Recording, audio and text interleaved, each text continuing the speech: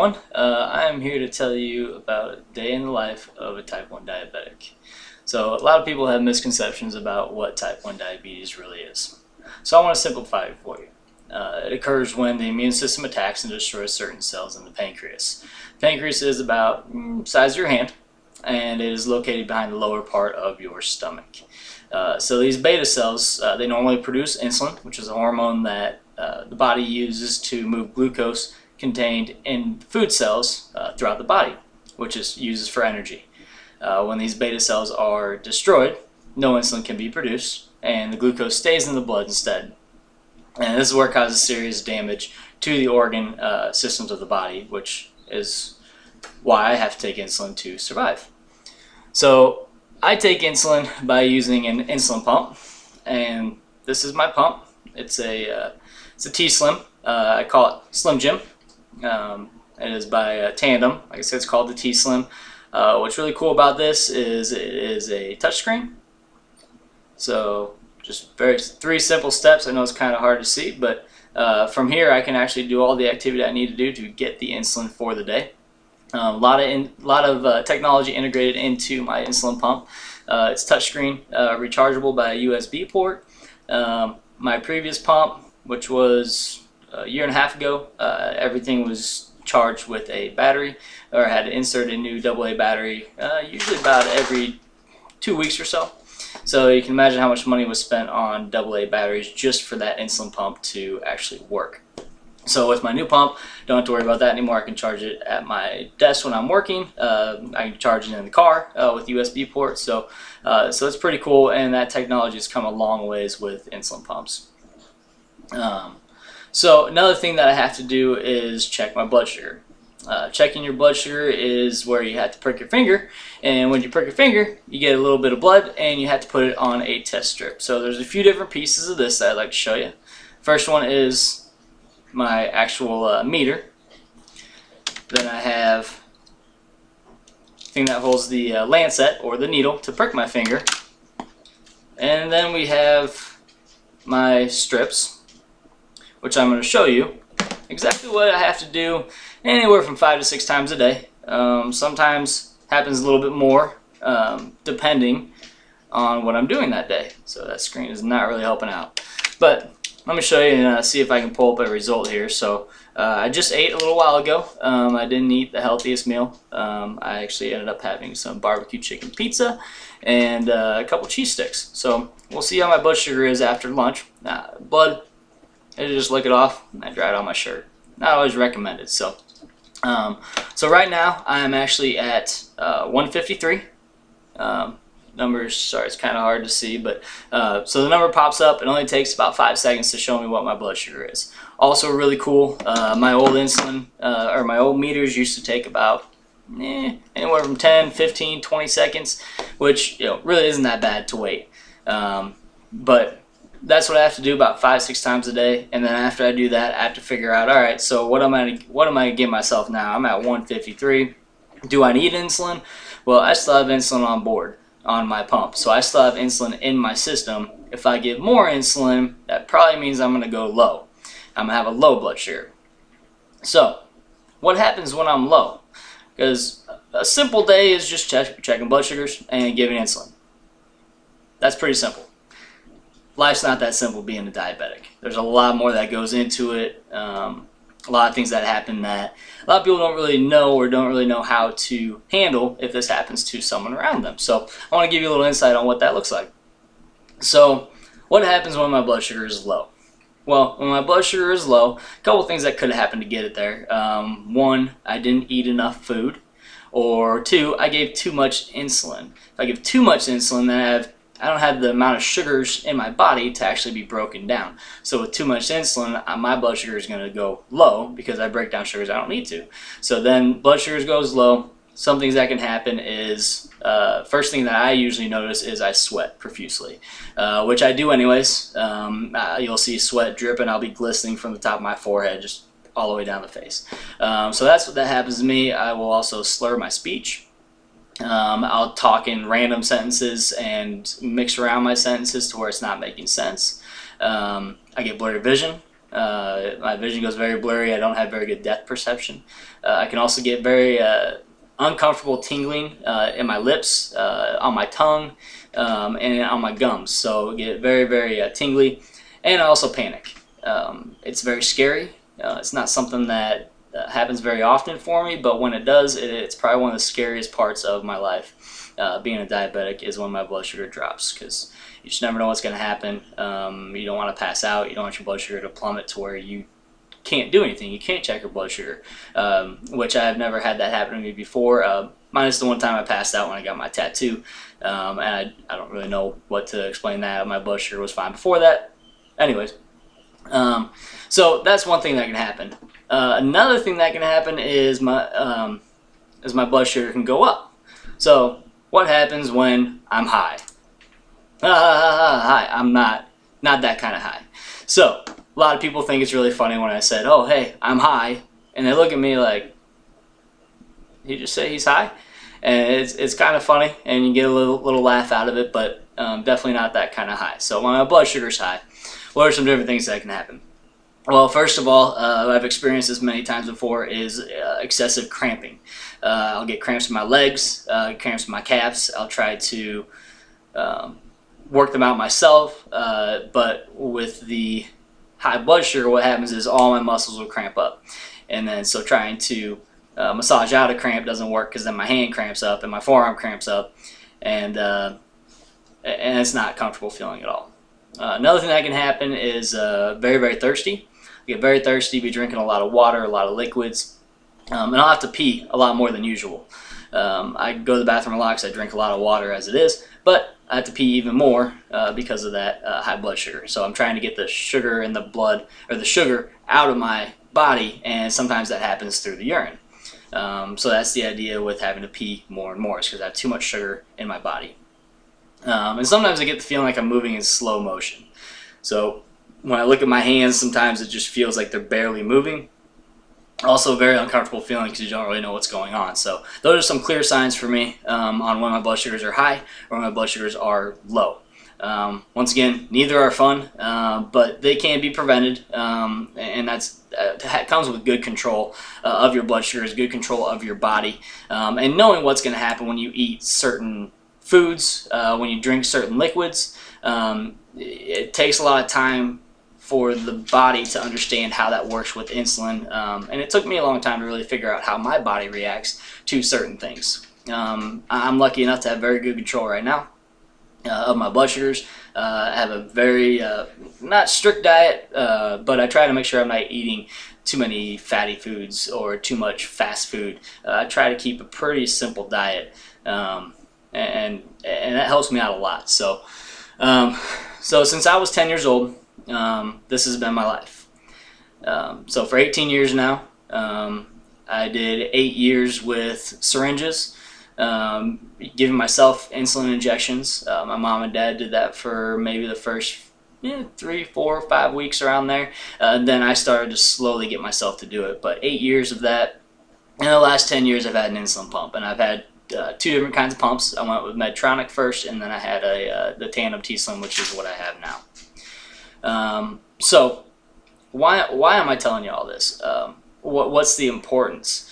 For me, the big thing is education. You know, the people that know me, that are watching this video, you know this is a part of my life. But maybe you didn't know everything. So I want to educate people and let them know that this is what people go through. This is a part of my life, but it's not just a part of my life. This is me. This is my life. I'm a type 1 diabetic, and I'm not ashamed of that. I'm actually very proud of it. But my goal is to help turn type 1 into type none, which is also the goal of JDRF. JDRF stands for Juvenile Diabetes Research Foundation. They're already making huge strides in the research funding and trying to eliminate type 1 diabetes. That's the goal. No one wants to be sick. No one wants this disease, especially when you look at kids that are 1, 2, 3 years old being diagnosed, and then you got kids that are 15, young adults that are in their 20s, and they're getting diagnosed. Nobody wants this disease. I definitely don't. I don't want it.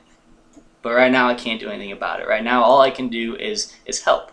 help by educating, and help by raising funds. So what is JDRF doing right now? Well, there's a lot of things going on with JDRF, and there's a lot of things that they are doing to not only help with the cure, but they are funding research that will improve technology and move closer to a cure. And that's the goal. It's not just going to be, oh, hey, there's a cure, here you go. It's not that simple. Life's not that simple. Nothing in life is that simple, and neither is a cure. But they're funding research to move closer and closer and closer to that cure, which is wonderful, and I support them 100%. I've been volunteering with them for over a year. I'm a JDRF mentor for kids and their families, and it's been JDRF here in Dallas, at least, has been a blessing. And in Omaha, I worked with them a little bit before coming down, so it's been great to work with them and really see everything that they're doing. So I just finished going to the Type 1 Nation conference here in downtown Dallas, and I learned a lot. I learned a lot about what JDRF is doing, where some of these testings and human tests are actually leading towards. So right now, one of their funding projects is the artificial pancreas. This is in the human testing phase, and it's not a lot of people, but it's moving in the right direction. This is a series of sophisticated artificial pancreas systems that will progressively eliminate the need for blood glucose testing and automate delivery of insulin and additional hormones.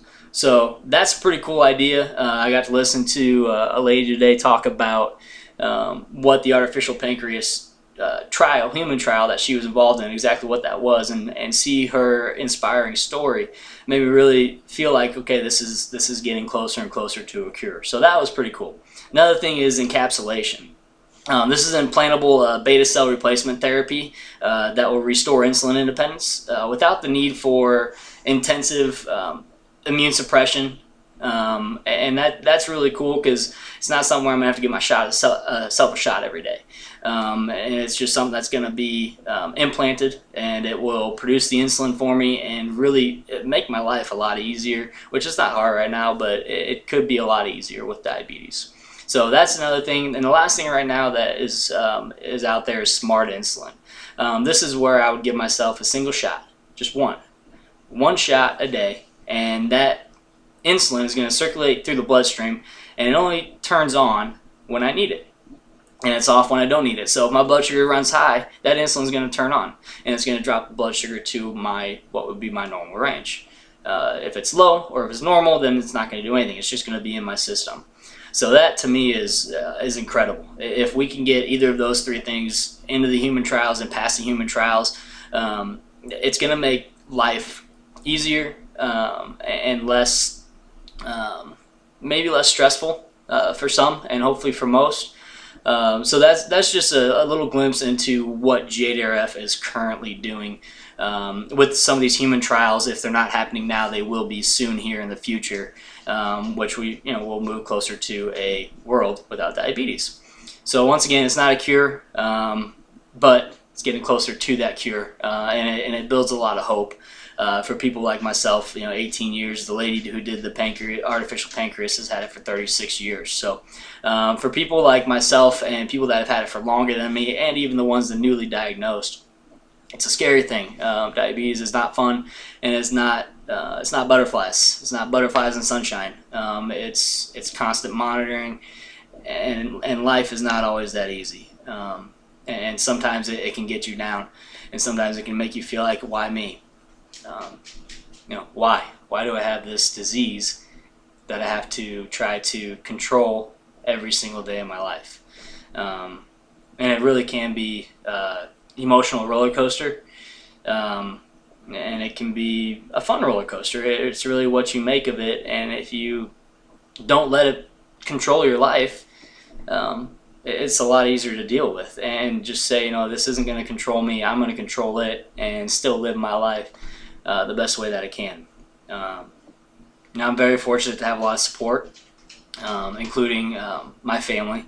My mom and dad have always been really good supporters of my diabetes, always supporting JDRF, the ADA, American Diabetes Association, and then my brothers and sisters.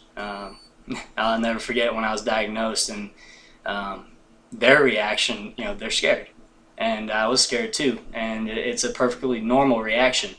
Is it still scary? Yeah, it's a very scary disease, because it can really it can control your life, and it can make your life very hectic and do a lot of bad things if you don't take care of yourself. So like I said earlier, education is great. So what do I need from you? How can you help find a cure? How can you help turn type 1 into type none? Well, right now you're watching this video. Either you saw it through me because I shared it, or you saw it through someone else. You saw it on YouTube, saw it on Twitter. I'm really hoping to get this video out to as many people as I can. So if you see this video, please share it. Education about type 1 diabetes is a start.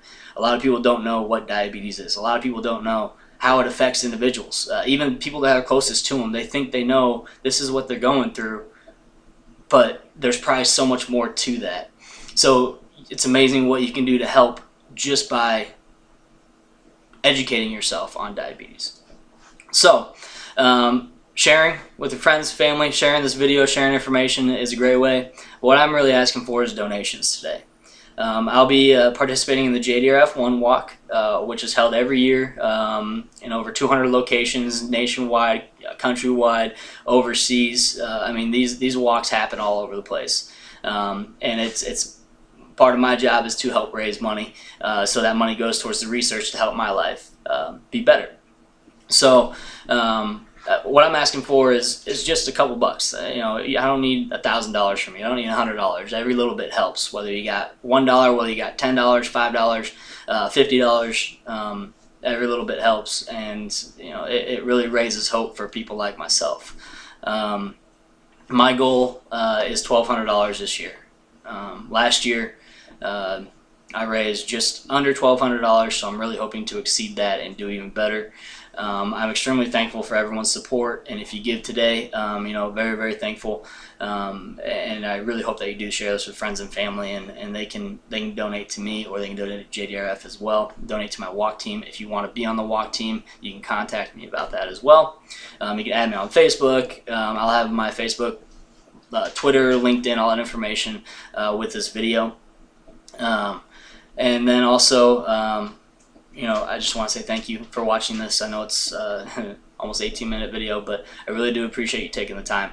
So let's work together to turn type 1 into type none, and help people like myself and others out there that are living with type 1 diabetes, and let's find a cure. I'm very hopeful that in the near future that I won't have to live with this disease anymore. Thank you for watching.